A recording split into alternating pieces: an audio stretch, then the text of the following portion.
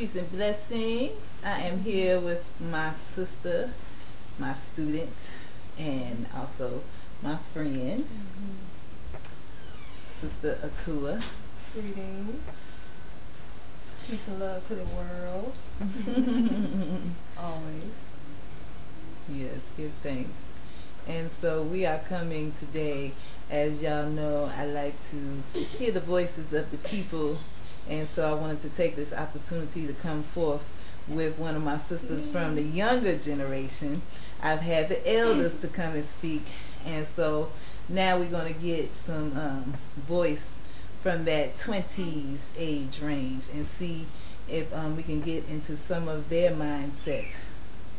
So, my sister, I know that you are very active in the community, and if you would not mind just sharing a little background of some of the work that you've done thus far. Yeah, I consider myself a community organizer, and I've been doing that work since I was about 16.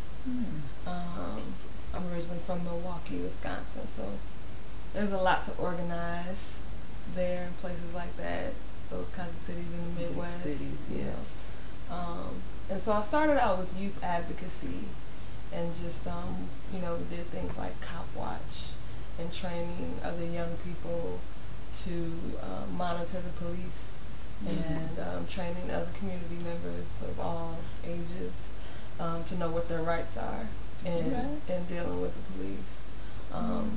So that was the root. That was where it all started. Since I've been here in Asheville, I've been doing a lot of work around food security, and just really a lot of ancestral healing, because there's a lot of damage that has been done to the black community over the years, and the ancestors are in a state of unrest, and the people are in a state of unrest. Yes. So that's a lot of the underlying healing that's taking place, when we come together with people, food security conferences and things like that.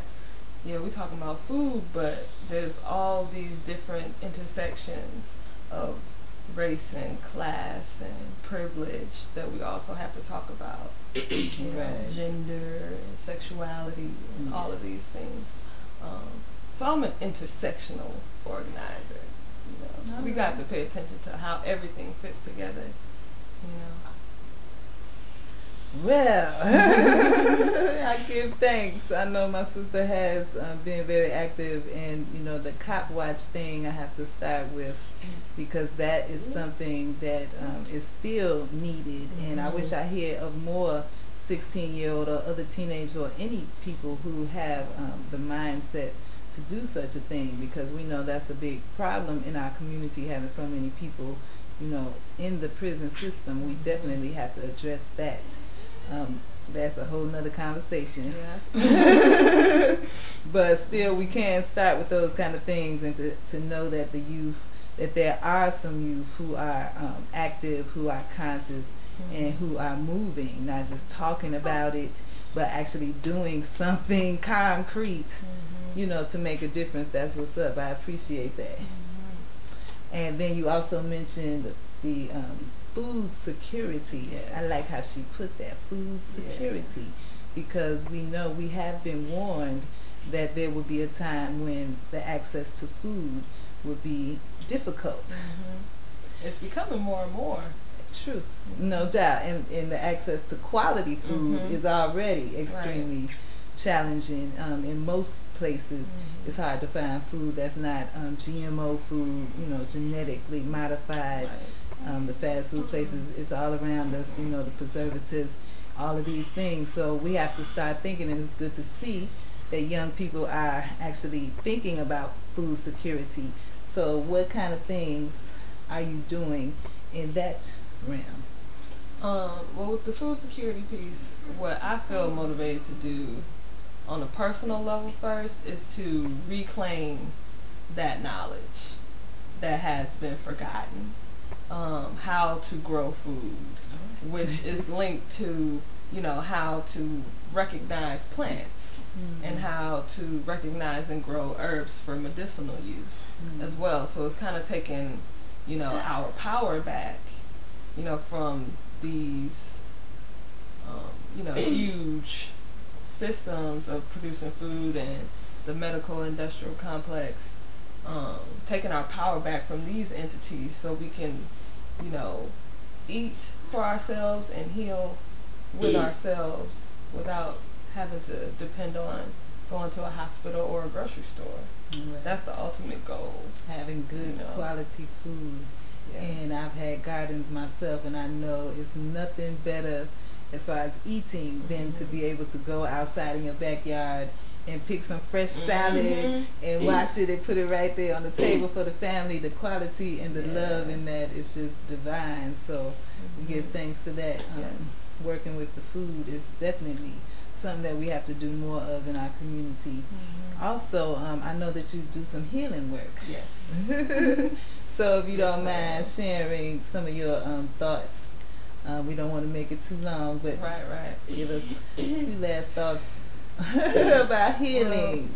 Well, it's interesting because, you know, the amount of healing that's needed is enormous, and it can be daunting at times, but I've always been very vigilant about my own healing, and in this urgent way to say that, you know, I have to heal these wounds so that I can be effective in life, you know. And I think that that's how we need to like look at the healing process as a continual process that never ends and is interconnected. Because if I'm wounded, you're wounded. Right. If that tree is wounded, we are wounded. So, you know, to see that healing process as a communal process, us as human beings pulsating with the earth, you know, as a part of her. And so as we heal the earth.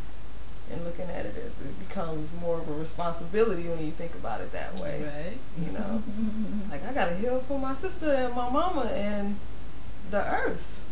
You know, so yeah, we have a lot of distractions. You know, especially in the younger generations, and you know, sometimes in the older generations as well. You know, we get distracted by things. We think things are all good because we got a black president now. We could chill. But, you know, there's a lot of work to be done, so, you know, it's just like we have to minimize distractions and, you know, come to each other with patience and compassion, too. Yes. We definitely have a lot of healing work to do. The work never stops, you know, it's a continuous process, a continuous journey. Once you get your level of healing in one area, you find some other areas to heal. Yes. So, and it is a beautiful thing, and it is something that is a connected vibration, because we know when we as individuals heal ourselves, it affects us, but also the people around us, our families, our friends. They see us growing, they see us changing, and then they begin to say, oh, what are you doing? You know, so the process continues, it spreads, and that's what we want to see. We give thanks. Yes. All right, well, we're going to go ahead and stop here, unless you have anything else you want to share. Just love. Give thanks and praises, and we'll catch y'all again. Much love and blessings.